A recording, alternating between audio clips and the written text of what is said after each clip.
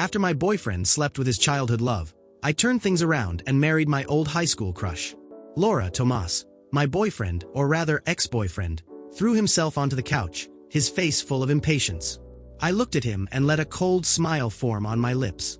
I had caught him red-handed, dancing intimately with his childhood love at a bar, yet he still had the audacity to accuse me of overreacting. Fine, I thought. If he wanted drama, I would give him a real show. He was nothing but a womanizer, and I was done. I already told you, Paula and I are just friends, he said. You embarrassed me in front of my friends. What else do you want? He added, irritated. Whatever you want, I replied, uninterested. My phone vibrated, interrupting his endless complaints and accusations. I watched as he got up and went to the bathroom. Silently, I followed, and just as I suspected, I heard Paula's sickly sweet voice through the door. Tomás isn't giving you any trouble, is he? She asked in a honeyed tone.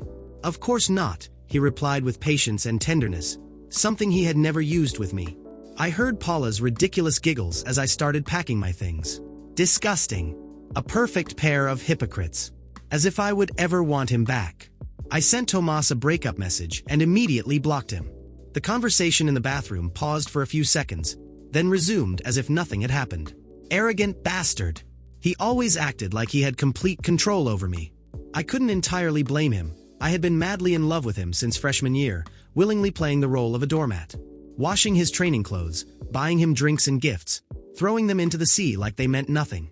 Even now, as I ended things, he seemed completely indifferent. The laughter continued in the bathroom as I silently walked out of the apartment, dragging my suitcase behind me. Finally, I was free from that prison. As soon as I got into my car, my phone exploded with notifications from our group chat. Laura running away again? How many times now? If you want advice, have some dignity. If you're leaving, don't come crawling back to Tomás. And the worst one. As if you could ever forget Tomás. The echo of their laughter hit me like a slap. I looked at the screen coldly and typed my response quickly. As you wish. Between me and Tomás, it's over for good. Goodbye. I left the group immediately. His so-called friends had created that chat just to mock me, while keeping another group for their real conversations. And I, pathetically, had joined just to read the rare messages Tomás would send.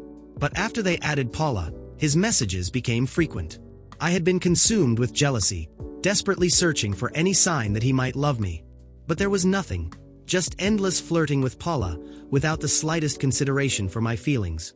My best friend had told me I was obsessed, poisoned by my own feelings for Tomás. Now, I saw how ridiculous I had been. Tomás had never loved me, never been kind or attentive. He only called when he needed something. When he didn't, he wouldn't even bother saying my name. What had I ever seen in him? I had admired his ability to stir up trouble. I had a small apartment on the outskirts of town, left to me by my parents. I hadn't lived there in years, but now it was my only refuge. I spent 3 hours cleaning every corner until I was exhausted. After a shower, I saw a missed call on my phone. My heart raced. Was it Tomás? But when I unlocked the screen, I saw it was my best friend, Valeria. I couldn't help but let out a bitter laugh. Old habits die hard. I was still foolishly hoping he would call, while he was probably off having fun with Paula. I was about to call Valeria back when my phone rang again. Another fight with Tomás, she asked bluntly. Why even bother? You always go back to him crying. Her words cut through me like a blade. Staring out the window, feeling the cold night air, I whispered, this time, it's final. We're never getting back together. Valeria hesitated for a moment. Are you sure? What if he gets on his knees and begs you to come back? I burst into laughter. I'm not a masochist. It took years, but I had finally woken up. I don't believe you, Valeria teased. Unless you go to the high school reunion tomorrow. What does that have to do with anything? She was testing me, waiting to see if I was serious about moving on. I sighed. Fine, I'll go. And I'll look stunning. Valeria seemed satisfied. I'll be waiting for you. There's a surprise. What kind of surprise? If you keep up the mystery, I'm going to bed, I joked. Then Valeria dropped the bomb. Your old high school crush, Mario Vega, is going to be there. Those words snapped me awake, and I gripped my phone tightly. Mario Vega was the nickname we used for him. His real name was Javier Delgado. He was the perfect guy from our school years, the unattainable dream for most girls. Smart, handsome, an excellent basketball player, kind, and easygoing. Valeria kept pushing. The reunion is actually to welcome him back to the country. And guess what? He's still single. When the day of the reunion arrived, I put my plan into action. I spent hours at the salon, making sure every detail was flawless. Perfect makeup, shiny hair, and a tight dress that accentuated every curve. It wasn't just for me.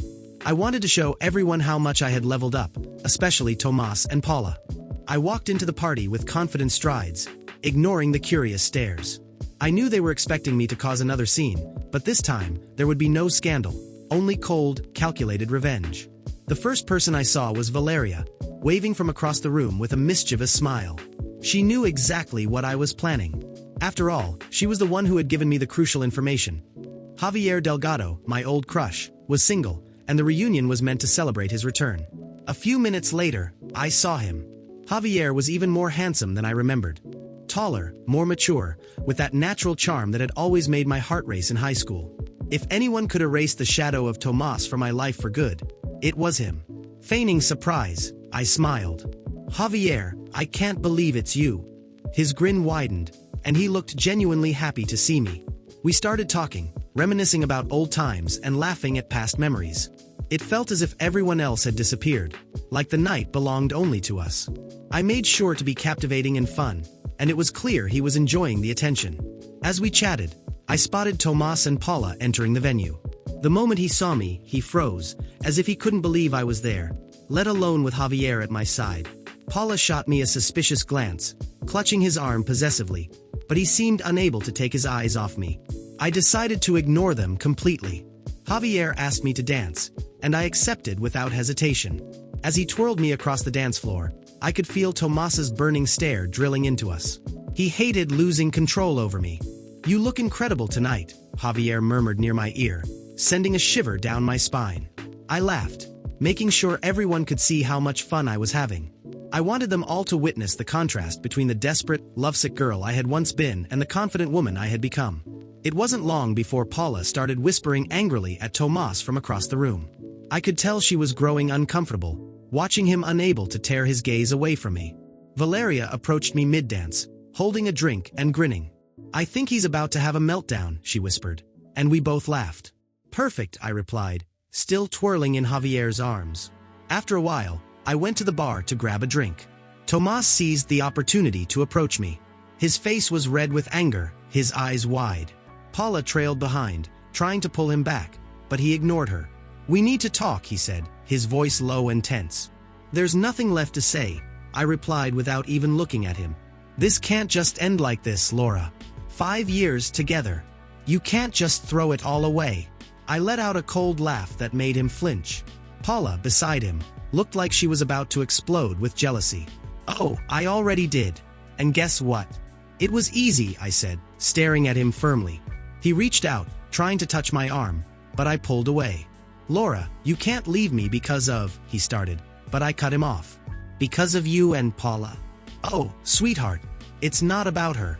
It's about me." At that moment, Javier appeared at my side and gently took my hand. Tomás visibly stiffened, as if Javier's presence was a cruel reminder of how completely he had lost me. Paula, now visibly irritated, tugged at Tomás again, this time making no effort to hide her frustration. "Come on, Tomás. Cut it out.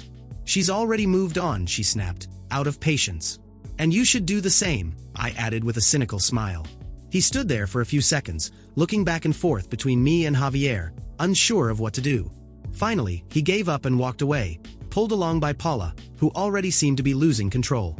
As soon as they disappeared into the crowd, I turned to Javier and smiled. "Sorry about that. Complicated ex," I joked.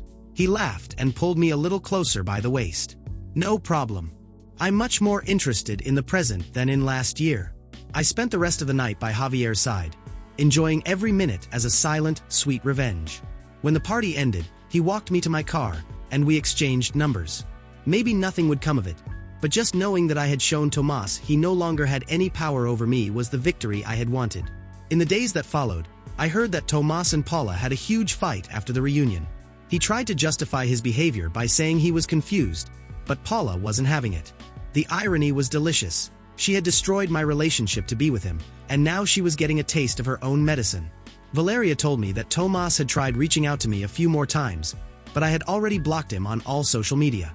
There was nothing he could do to get back into my life. I had wasted enough time on him, and now it was my turn to live for myself. I started focusing on my career, and little by little, I rediscovered happiness. Getting a message from Javier weeks later, inviting me out, was just the cherry on top. I accepted without hesitation, while Tomás watched from a distance, alone and regretful. At first, I thought my thing with Javier would just be a fleeting adventure, a way to distract myself and finally close the last chapter of my story with Tomás. He was attractive, fun, and most of all, he made me feel wanted.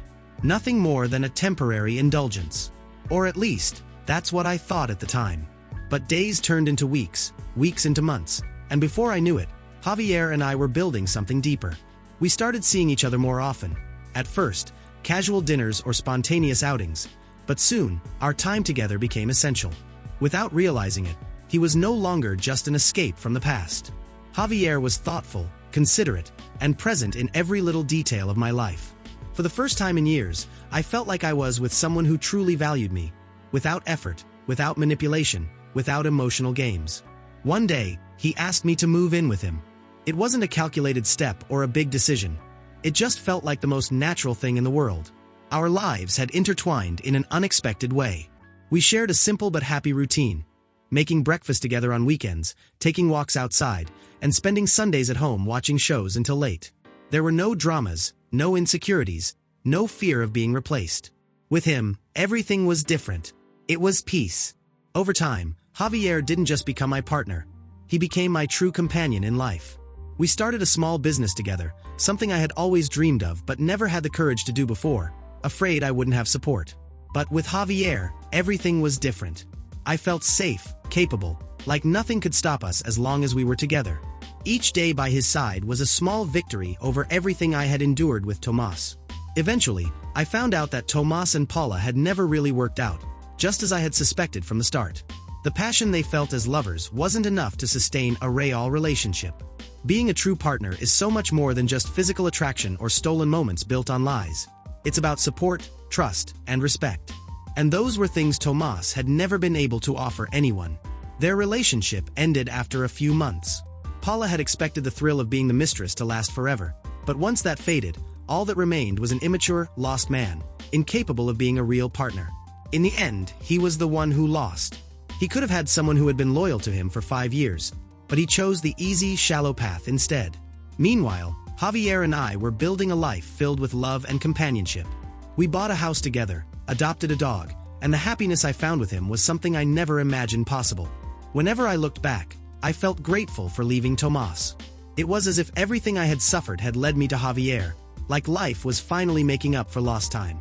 Every now and then, I ran into old acquaintances, people who still kept in touch with Tomás. They would mention that he was still alone, unable to find anyone willing to put up with his games for long. When he tried to win Paula back, she didn't even bother responding. But none of that affected me anymore. I didn't feel resentment, just pity. It was clear he would never change. One day, as we sat in the garden of our home, Javier looked into my eyes and asked, "Did you ever think we'd make it this far?" I smiled at him. The truth was, I hadn't. I had thought he would be nothing more than a passing adventure. But here we were, happier than I ever could have imagined. "No, I never thought so," I admitted, intertwining my fingers with his. "But I wouldn't change a thing."